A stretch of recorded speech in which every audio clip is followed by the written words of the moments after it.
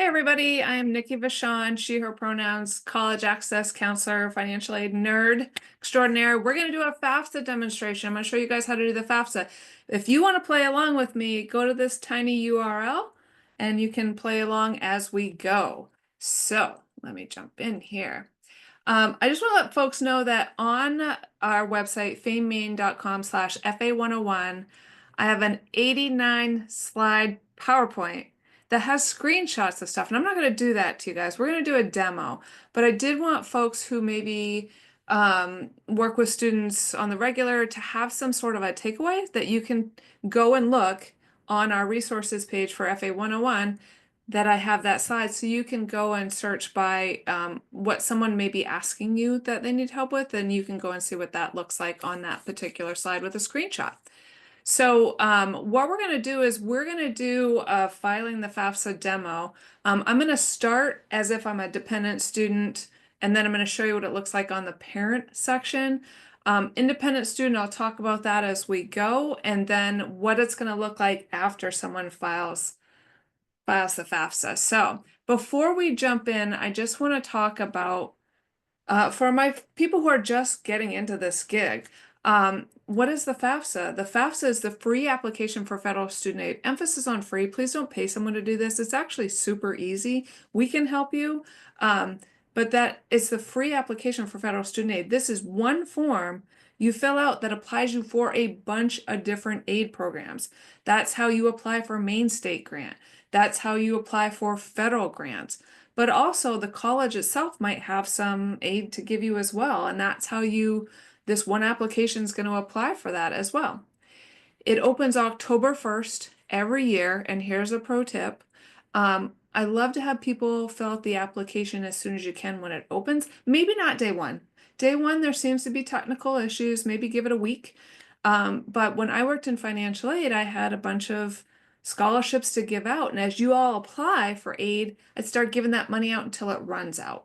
And it always runs out. So definitely file early to make sure you are maximizing your financial aid.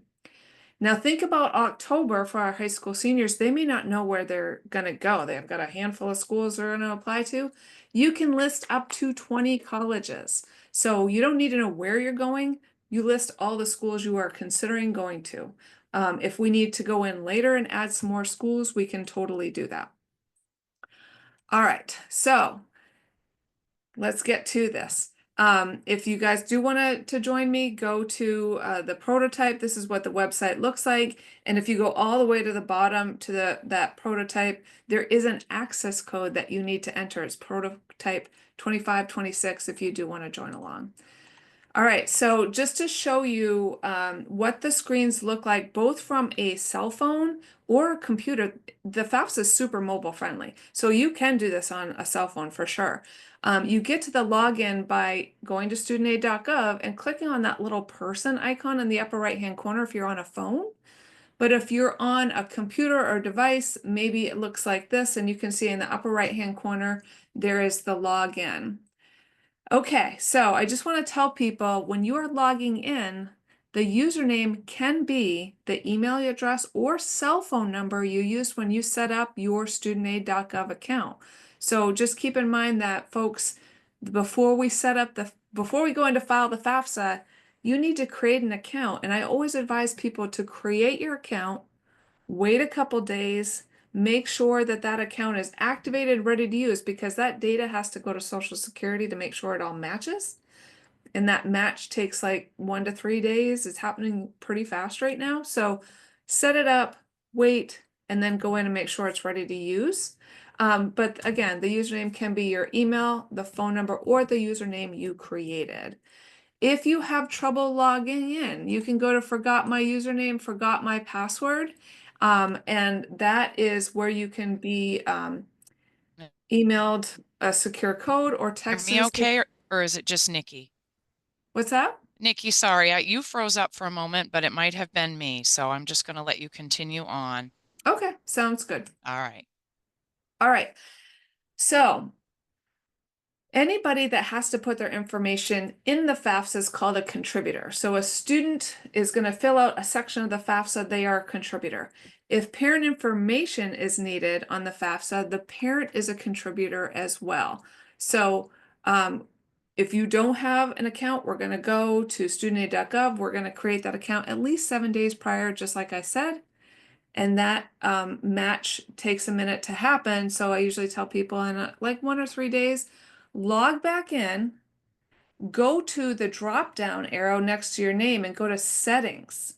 And within settings, you can see under the personal information tab, you can see if you've been matched. And if that's matched, if it's green as matched, you are good to go. You can, this is a good working account. We can fill out the FAFSA, no problem. If it says pending, that means you just created the account and it hasn't had time for that match to happen.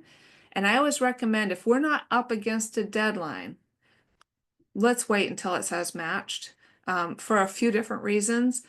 But if you are like right up against the deadline for Maine State Grant, by the way, if anyone's thinking about being in school next year, Maine State Grant deadline is May 1st.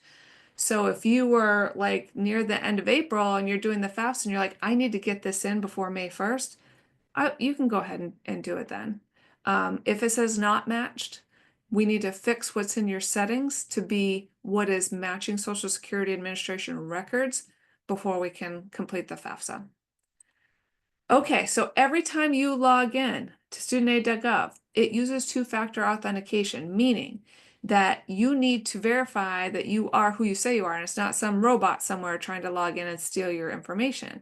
So if you have an authenticator app like I do for my work, when I log into my computer, I have this app on my phone that I have to click and say, yes, I'm Nikki Vachon. So the FAFSA can use that as well if you set that up. And then you can also get a text or an email address that you can get a 6-digit code, either texted or emailed to you. I always like to use the text. That seems to be way faster. Email takes a minute and sometimes it goes to junk. So that code takes a little bit. Go to your junkie box, your junk box and make sure it's not there. Or you can click on help me access my account down bottom, and you can use your backup code. When you set up your account, you were issued a backup code, or you can answer your challenge questions. Or this new thing that happened last year, you can recover your account using a photo ID. You can take a picture of your photo ID and recover your account from here. So just keep in mind, there's a lot of ways to get in. All right. Also want to notice that when people do log in, they get an email that says your FSA ID information was changed. This is supposed to say someone's logged into your account. But it takes a little while to update wording on any federal student aid website. So this is not fixed yet. It may be a while. Just tell people if you get this when they log in, don't panic. It's just saying someone logged into your account. So just want to let folks know that the FAFSA has a series of sections. There's going to be tell us about yourself, like what's your marital status. You may have to invite another person to fill out their section of the FAFSA. So basically like a student might have to invite a parent to do their section, or a student who's married might have to invite their spouse to complete a section. So these are some sections of it. There is a financial section of the FAFSA where we have to put in our income, right? The FAFSA looks at what is the income of the household and how many people have to live on that. And they use this basically by this new thing that happened last year, that the IRS is going to import the data into your FAFSA automatically. It's so slick, you guys. I love this. They're going to import the tax year information that the FAFSA is using. So for instance, right now, if someone is applying for maybe summer financial aid, maybe you're filling out, the 25-26 FAFSA, if you're going to be in school next year or this summer, the FAFSA that we're using is using 2023 income information. And that feels really weird. Like someone told me like, this is so dumb. Why are we using such old data? Well, it actually makes sense. Think about when the FAFSA opens October 1st of this year. What is the most recent tax information we have available? It's going to be 2024 income. So that's why the FAFSA we're going to that opens in October 1st of this year, they're going to be using 2024 income. So when that data pull is happening, it is actually pulling the right year. Okay, so just keep in mind. We have to list the number of colleges that are, we have to list the colleges we want the FAFSA sent to. Again, we can list up to 20 schools, but we have to at least put in one school. So if someone like, I don't know where I'm going, let's just put in one school. And then at the end, you're going to have to review the sections and sign it. Okay, so the FAFSA is a roles-based form. So if I'm a student and I am logging into the FAFSA, it's going to ask me a series of questions to determine if I'm considered a dependent student on the FAFSA. And what that means is, does the FAFSA need parent information? Now, this has nothing to do with the IRS. Like if we claim someone as a dependent on our taxes, we get asked this all the time. The IRS claiming of a dependent is completely different for FAFSA. So keep in mind that they're going to ask a series of questions, going to lead the student through to figure out if we need parent information. And if we do, let me back up for a second. When we log in, it is asking what your role is, right? So if I'm a student, I'm logging in, say I'm the student, the FAFSA asks me those series of questions. Do I need parent information? I'm going to have to invite the parent to log in using their information and complete the parent section. Okay. Now, this is a place where people get stuck. And I just want to verify here that when we are inviting somebody, we need to put their legal name, their date of birth correctly, and their social security number correctly. Okay. So keep in mind that I don't think my kids know my legal name. They call me Nick, so maybe they put Nick in here. The invitation's not going to work because this data looks at the student account or studentaid.gov account profile to make sure what I set up when I set up my account matches the invitation. So I can't tell you, like, most of the problems I work with is people saying, there's no, like, I invited my parent, but there's nothing on the parent section. It's because this data doesn't match their account. So keep in mind that this has to be correct. The email address that you list does not have to match what's in the other user's account. It's just really there to send them an email saying, hey, you've been invited to fill out a section of the parent FAFSA. So just keep in mind that email address. It doesn't really matter. It's kind of inconsequential. So I don't know. I put my little Bitmoji in here, like, who starts the FAFSA first? It depends. And that face looks really terrified, so don't worry about that. But that's what I could find. It doesn't really matter who starts the FAFSA first. If it's the parent inviting the student, if it's the student inviting the parent, it really doesn't matter.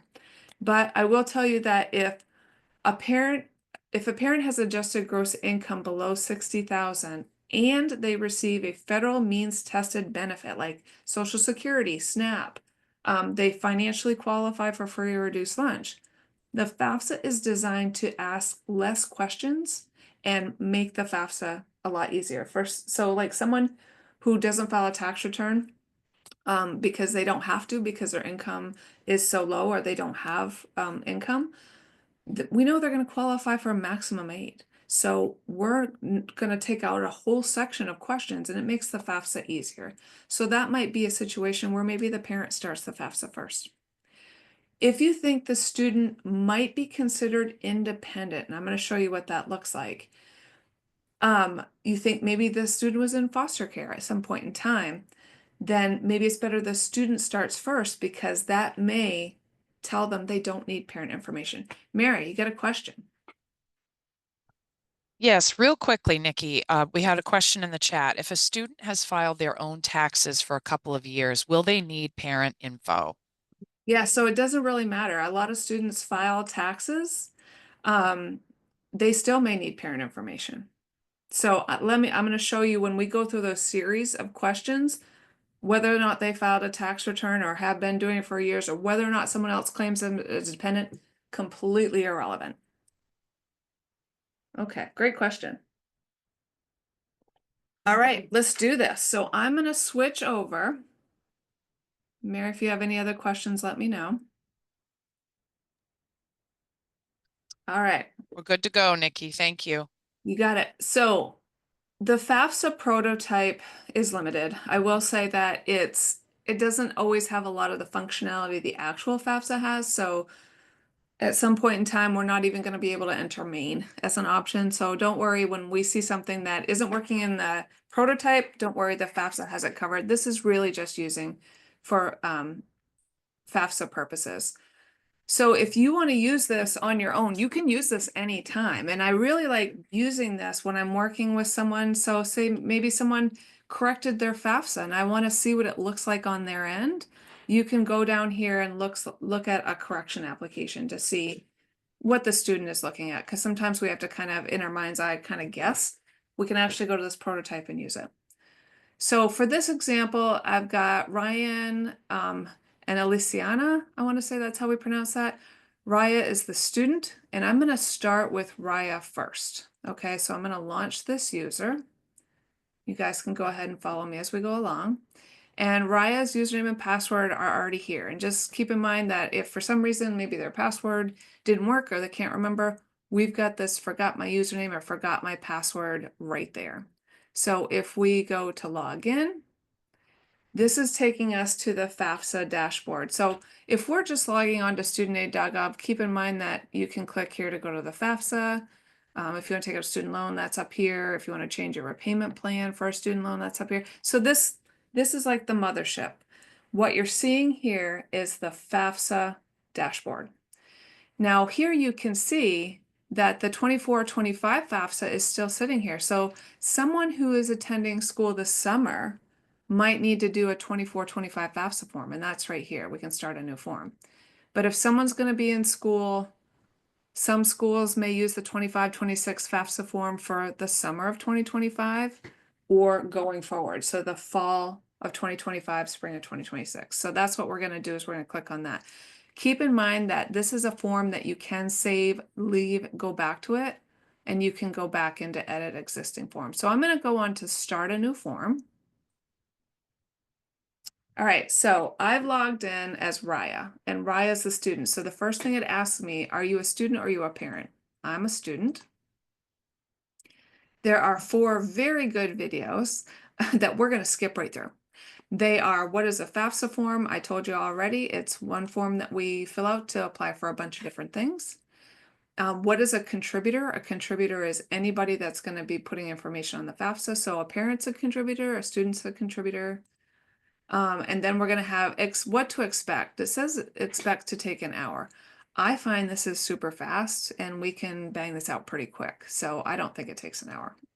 I would say considerably less.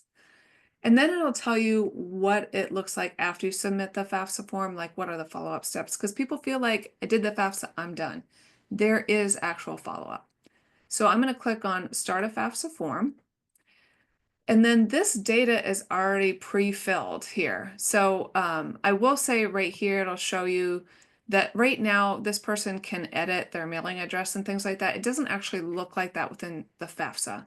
When somebody logs in and they do the FAFSA, this is solid information that you cannot change. If we need to change the address, we're going to have to go back up here to settings and change the address. But this is preloaded from what is on the username and password.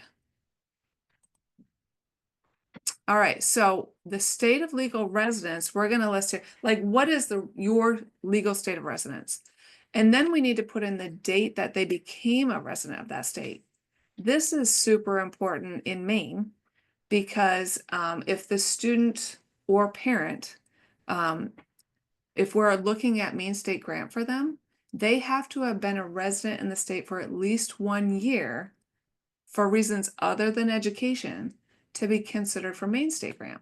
So if someone tells me, man, I moved here when I was 2, I'm like, you know what, it doesn't matter. Like if you can't remember the month, like let's put something in. Because really it only gets tricky if it's been a year. So we want to put in, when did I become a resident? Okay. This question is the big change that happened with this better FAFSA, right? So the IRS has said, we're going to import all your tax information into the FAFSA, but the tax filer has to give us permission to do this. So this very long question is going to import tax information. And this tells you what year tax information they're importing. And this is all the legalese that the IRS required for us to give permission. We're going to click approve. Everybody clicks approve. Okay. If you'll notice, decline is here as well. Don't click that, right? So if you decline the IRS doing this, until you log back in and give approval, the student is not going to be eligible for financial aid, right? So people who don't file a tax return, they figure I'm going to decline because there's nothing in the IRS for them to import. False. Everybody clicks approve. Okay. So once we hit approve, you can see there the FAFSA is going out and it's pulling in your tax data. We can't see what they're pulling in. And this is great for those people who say, I'm not going to fill out the FAFSA because I don't want my student to see my income. Nobody sees it except for the school.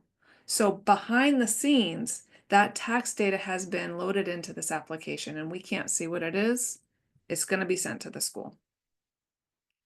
All right, so we're going to continue on and answer questions about the student. So these are the questions that determine if we need parent information, okay? So these are we're getting into the series of questions that try to figure out, like, do we need parent information or not? So if the student is under 24, parent information is going to be needed unless they can answer yes to any one of these questions. Is the student married? So if the student is married, check that off.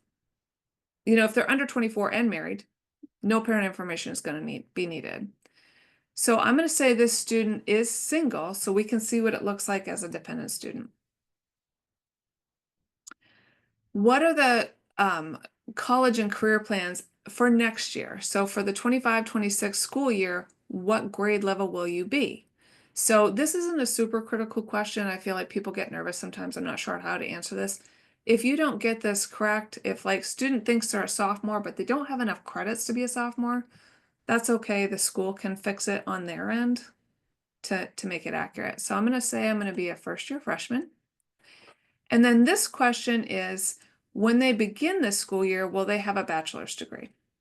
And so if someone does have a bachelor's degree, they are not going to be eligible for federal grants. So that's why this is important. So I'm going to say no, they do not. And Mary, if there's any questions, feel free to jump in. We're good for now, Nikki. Okay. Thank you. You got it. So this is also another series of questions that this is where wording is really important. If we can check off any of these boxes, the student is considered independent, no parent information is needed. Now, I have people who contact me and say, I'm working with a student, their FAFSA going to be super complicated because they were in foster care. And actually, this is where it gets really simple, right? So if they can check off any of these questions, like at any time since you were 13, were you in foster care? If you check that off and continue, the student's considered independent. No parent information is needed. Okay, so let's look through these for a second. So the student is currently serving on active duty for purposes other than training. So some students might be in training. That's not for them, right? So if they're active duty military, they can check that off. No parent information is needed. Are they a veteran? Do they have any children? And so keep in mind, this is children. Does the student have any children that will live with them during the school year of next year, that they are giving more than half of their support? So someone may have a child that they split 50-50. Maybe they can't check this box off, right? At any time since the student turned 13, were they an orphan, no living biological or adoptive parent? So we can check that off if that meets their situation. So that's it, if at any time. So like if someone was a ward of the court when they were 14, we can check that box off. No parent information is needed. At any time since the student turned 13, they were in foster care. Now, keep in mind, I just worked with someone who was 15, or when they were 15, they got adopted. So they were in foster care after age 13, but then they got adopted. we can still check that off because at any time since they were 13, they were in foster care. They can check that off, no parent information is needed. The student is or was legally emancipated as determined by a court in their state of residence. So if someone is a Maine resident and they were emancipated in New Hampshire, they cannot check this box off. And then if this student is or was in legal guardianship with someone other than their parent or step-parent as determined by a court in their state of residence. Again, that state of residence is important. So if they can check off any of those boxes, no parent information is needed. But for now, I'm going to say none of these apply, and I'm going to move on. So this question is at any time on or after July 1st of 2024, and keep in mind that this date changes every year. Was the student unaccompanied and either homeless or self-supporting and at risk of homelessness? So let's look at those words for a second. Unaccompanied, that means that they are not in the custody of their parent, right? So if they are homeless, living in a shelter with their parents, they cannot answer yes to this question. They are not unaccompanied, right? We're going to need parent information still. If they are unaccompanied, meaning not living with their parent, and they are either homeless or self-supporting and at risk of being homeless. And a lot of folks feel like they meet this qualification because they've been taking care of themselves for years. Well, many students have, right? They are not necessarily meeting this qualification. At risk of being homeless might mean that they're couch surfing, they're living with a family friend, maybe they've received an eviction notice, they're living with a boyfriend, but their name isn't on the lease. Like at any point in time, they could be homeless. That would be a situation where they would meet this criteria. Oh, I got to answer. Sorry. Got to answer those questions before we can move on. This moves into it's complicated, right? So when people tell me they don't meet any of that other criteria, but they can't get parent information because of any of these reasons listed here, and this is a pretty good list. If they left home due to an abusive or threatening environment, like if we're putting the student at risk to contact a parent, we don't want parent information on the FAFSA, and they can say yes to this question. If they answer yes, no parent information is needed. If they've been abandoned or estranged from their parents, if they're a refugee or asylum seekers, they're a victim of human trafficking, if their parent is incarcerated or their parents are incarcerated and contact pose a risk to the student. Sometimes we work with students whose parents are incarcerated, and if you've ever worked with someone who's incarcerated, they have no access to internet. Sometimes they have no access to someone like me that will help with the FAFSA, so that creates a barrier. So these are some situations where we can say yes to this question and no parent information is needed. I'm going to say no to this and move on. And this question has changed. It was worded differently when this new FAFSA rollout happened, and I think a lot of people got this wrong, so they changed the wording of this. Are the parent students refusing to provide their information on the FAFSA? This is not like my parents aren't here right now, I can't like talk to them. This is like my parent is refusing to file the FAFSA.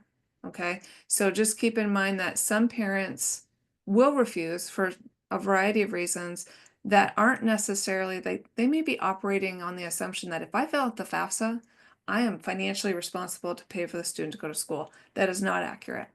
This filling out the FAFSA only applies to student for aid. So usually when someone refuses, I can talk to them and explain what the FAFSA does, and they change their mind and they will actually complete the FAFSA. Sometimes they refuse to fill out the FAFSA because they think the student's going to see their income. Well, if we already saw that income gets imported and we can't see what it is. So sometimes they just need to know that as well.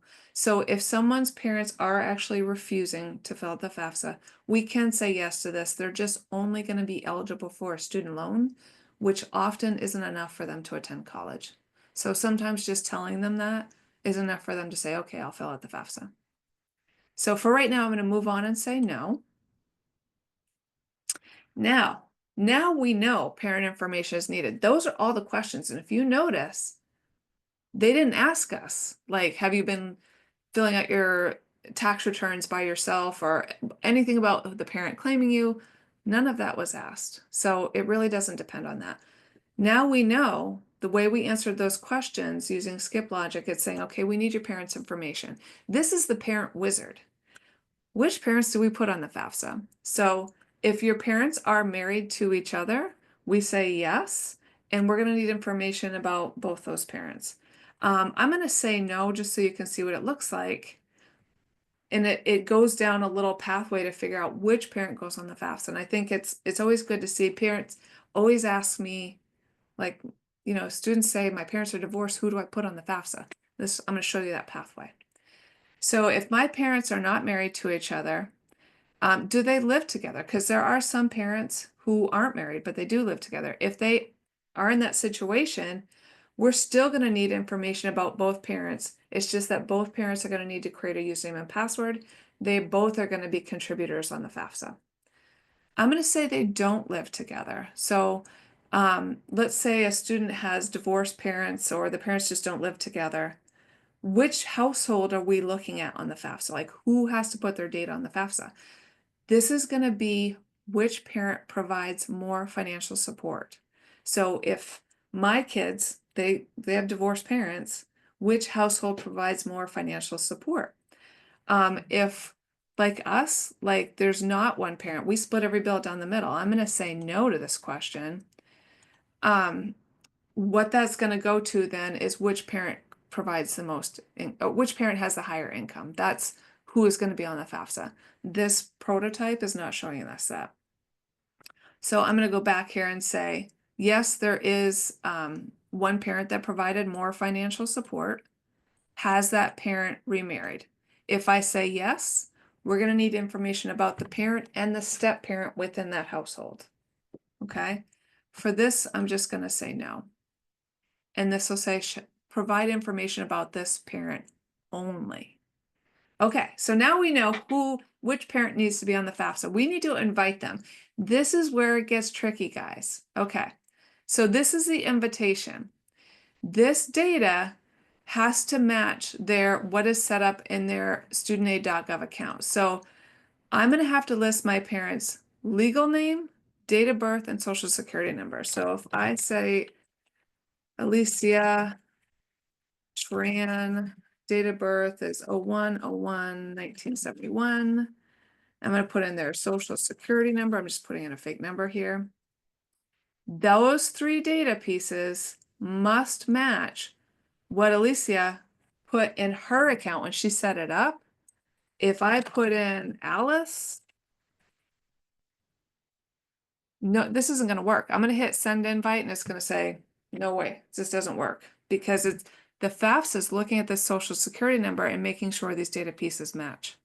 So when I have issues here, what I have is the person we're inviting, let's open up on another device or another web browser, and let's check that data to make sure that's accurate. The email address that you put in here does not matter. This is only to send them an email to say, hey, you need to do the FAFSA. I'm going to also show you that if the parent doesn't have a social security number, you click that and it's going to ask for their address. And their address has to exactly match what is in the parent's account when they set up their account. So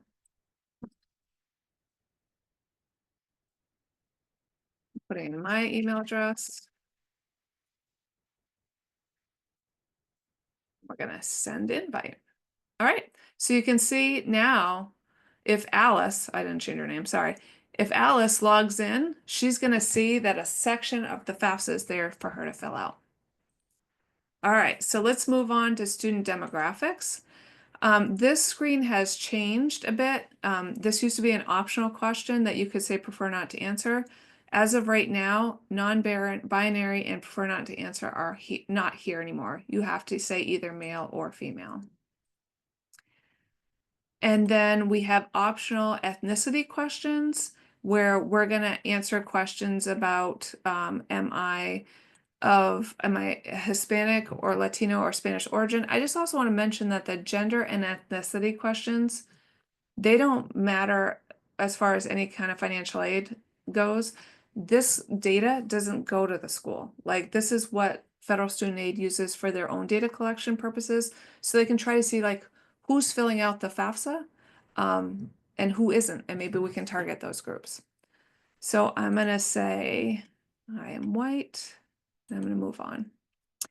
What is my citizenship status? I can be either a US citizen, an eligible non-citizen. So this is someone who's a permanent resident, they have a green card and they would have to list their A number here, or that they're neither a US citizen or eligible non-citizen. Sometimes people fill out the FAFSA who aren't eligible for federal aid, but their college has some college-based money that they give out, so maybe they might fill out the FAFSA for that reason. So I'm going to say I'm a US citizen. The parent educational status is important because some schools have scholarships for first-gen students. So if they're the first in their family to go to college, there might be some scholarships for that. So important to say if their parent has or has not been to college.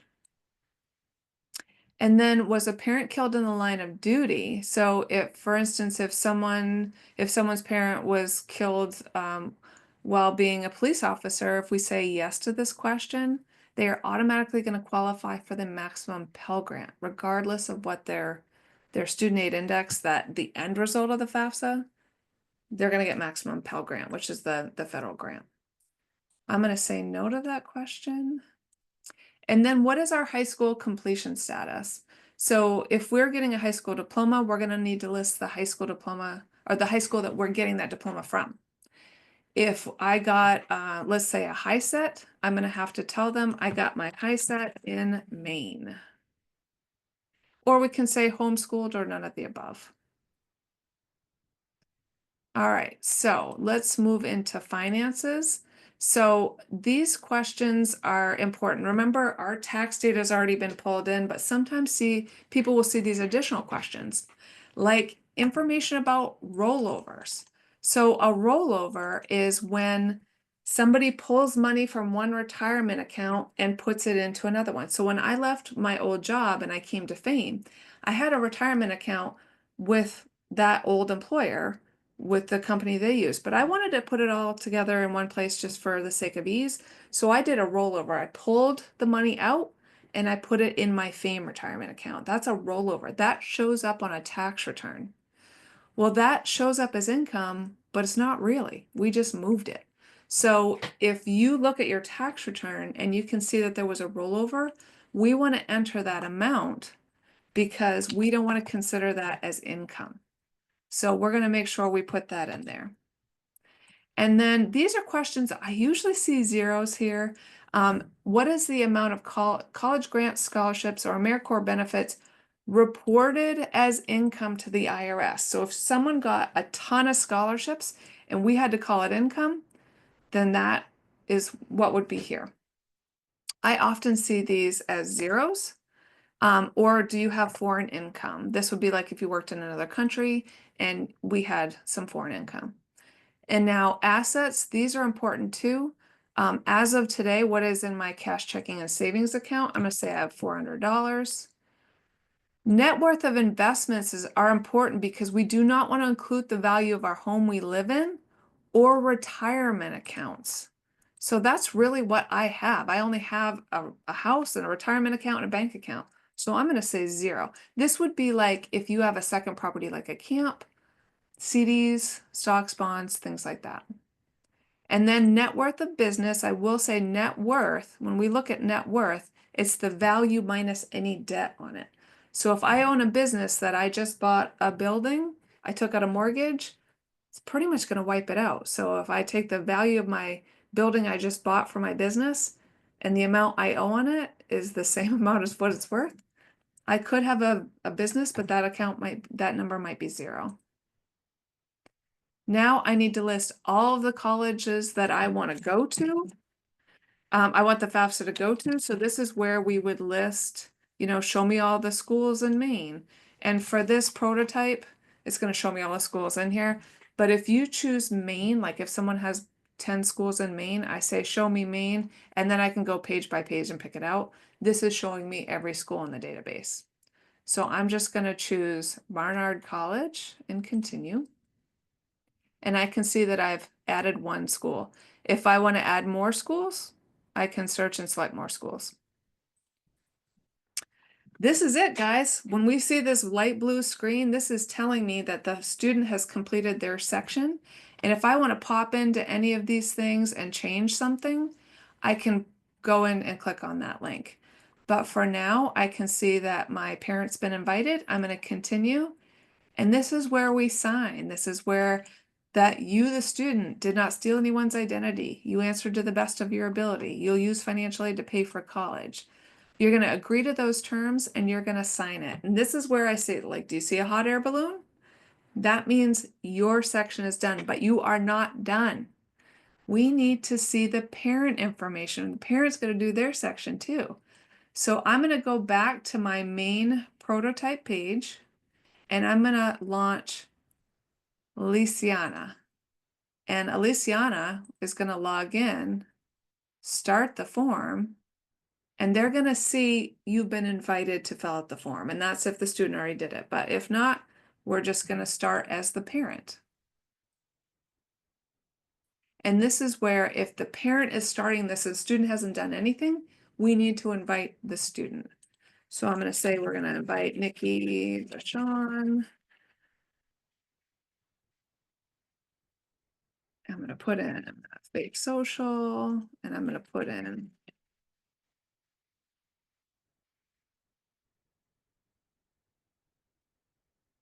continue.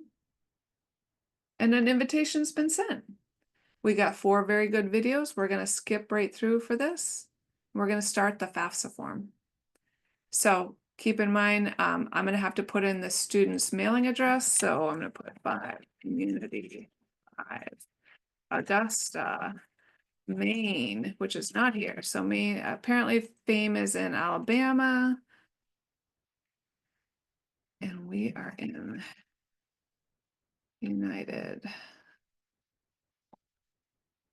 States. Okay. All right, so now this is important to know. We're still talking about the student. What is the student's state of residence? I'm going to say that they're a resident of Alabama since they were born. And we're going to see questions about the student. Note, we've already seen these questions in the student section. So if the parent is starting this and the student hasn't done anything, we're going to answer the student's questions for them. When the student logs in, they're going to see these questions were already answered and they can kind of just skip through the questions. The student is a first-year freshman and they don't have a bachelor's degree.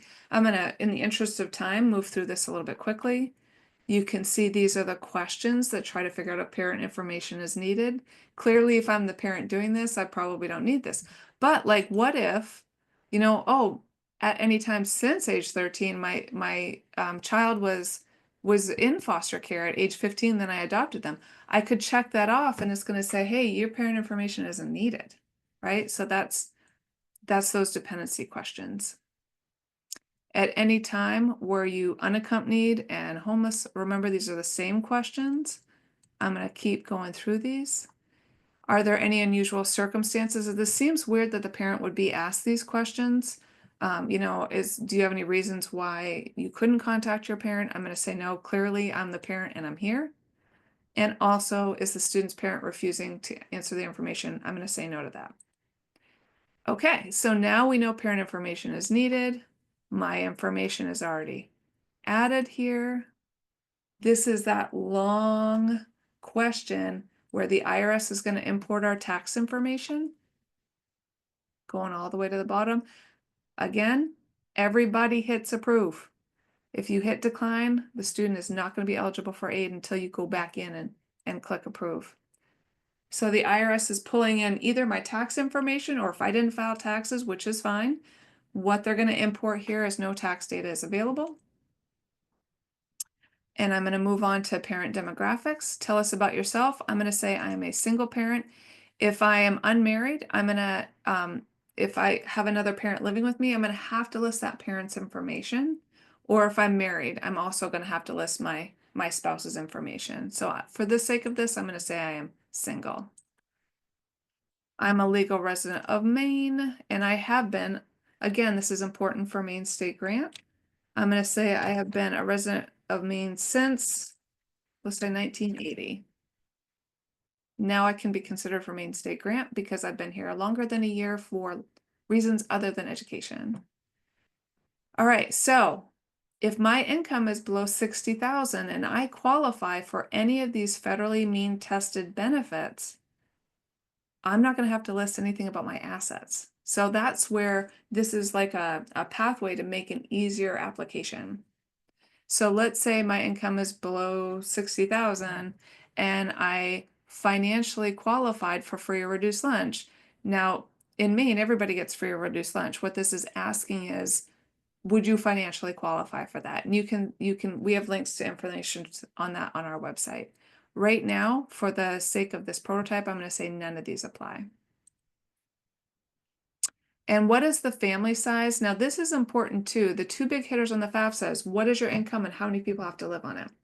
So think back to if you filed a tax return, think back to how many people you claimed on that tax return. If I claimed all my kids on that tax return, what the IRS has imported is my family size, right? But like for us, because of my husband's divorce decree with his first wife, every other year we claimed a different thing. Like we could claim the kids one year and she claimed them the other year. So in the situation where the people you claim doesn't match how many people are in your household, you can say yes to this and you can see what the FAFSA is assuming. The FAFSA is just assuming like a family size of 3. So I could change this to make the family size 4 to make it accurately reflect my family size. And of those 4 people, how many people will be in college between 2025 and 2026? Well, just the one. Keep in mind, if there's more than one person in your household attending college, we're going to want to appeal the schools and let both schools know about the cost of the other person. So that might help the financial aid. This is where we see that rollover question. I'm going to say I did not roll over any information. Maybe you're seeing this because you did pull some money down and use it. Like maybe I needed to pay for home repairs and I pulled money out of my account. It wasn't a rollover, so I'm going to put a 0 there. Did we received an earned income credit? Most people say they don't know. You can look here on the IRS form. It'll tell you exactly where it's looking for it. If you have your tax return handy, you can check that out, but if you don't know, you can say don't know. Again, this is how many grants or scholarships were reported to the IRS, or did you have any foreign income? I'm going to move up really fast here because I feel like we're getting to the end of our session. I talk too much, guys. Annual child support received. This is an important way that this was worded. So we're going to enter, if we receive child support, we're going to put the total amount of child support received for the last complete calendar year. So if I'm filling this out in December, like we're going to list that year that I'm in. But if I fill this out in January, I'm going to look at the previous year because that was the last complete year. So I'm going to say I got $5,000 in child support. And again, these are the same asset questions that we saw under the student. All right, that's it, guys. So the parent section, if the student starts it, the parent section is super, super fast. This is all that they have to enter. And so at the end, we have to sign and submit. If they're the second person doing the FAFSA, they're submitting the FAFSA. If we are starting the FAFSA, we're just hitting sign. So let me go back to any questions, Mary? How are we doing? We're doing fine. No questions, Nikki. Okay, so quickly, I just want to go through, after the parent submits the FAFSA, they're going to see this congratulations screen, but the parent really doesn't see a lot, right? Once the FAFSA has been submitted, we now have to work with the students. So the student will get this email saying, we received your FAFSA, and it has the end result of the FAFSA, the student aid index. That's in that email, but only the student sees it, okay? So keep in mind, parents, you really can't see a lot. This is what that email looks like. It'll show their estimated student aid index. and it shows their estimated federal aid. So keep in mind, this federal form only knows about federal money. They don't know what the college is going to offer you. So this is not the final offer. Regardless of who is completing the sections, keep in mind the demographic, the student financials, the colleges, these all have to do this. The parent can start the FAFSA and they're answering a lot of questions about the student, and they may think student doesn't have to do anything. Wrong. The student does actually have to log in and provide consent to get their tax data and also submit their section. So keep that in mind. Independent students, so somebody who maybe is over 24, they're considered an independent student, and they're going to need to answer questions about their household. What is their family size? How many people are in college? If they are married, the student's spouse is going to have to put their information on the FAFSA. And if they filed a joint tax return, the spouse doesn't have to do anything. But if they didn't file a joint tax return, that spouse has to create their own username and password and submit their own portion of the FAFSA for that student. Just want to let people know about the FAFSA submission summary. This is just the end result of the FAFSA a couple days after you submit. That's available here. You can print this and use it for scholarships. Then there's these 4 sections: the eligibility overview, FAFSA form answers, the school information, and next steps. It's always good to go check that out, because in case you made a mistake, you can go in and click on make a correction. You can also see the schools this was sent to, in case you're like, oh, I didn't hear from this school. Well, did you actually send it to them? And then you can see if there's next steps. If there's some errors, we might have to follow up. So just want to let people know, when you log in and you look at my activity, you can see what the status is. And these are all the statuses you must see. You might see, we want to pay attention if action required. That means we have to go fix something within the FAFSA. Or if it's processed, that means that FAFSA is done. It's been submitted to the schools you listed. So this is what it looks like when you log on to the dashboard. You can see under my activity that I have, I started a FAFSA, but something's wrong here and I need to go fix it. But I also, as a parent, like I'm going to school myself, so I did a FAFSA for myself. So that's been processed. So just so you know, if we go to the FAFSA submission summary, that's under my activity. But we can also go here to add or remove a school, make corrections, or view that summary. If you want to make corrections, you can add or remove a school super simply, or make corrections to the FAFSA. And then I also want to mention resources, and I'm going to finish up, I swear. If you go to faymain.com/FA101, I have a paper FAFSA I always use when I go to help people do the FAFSA, but then I also have the FAFSA checklist and information. All right, I'm going to stop recording because I went over. Thank you, guys.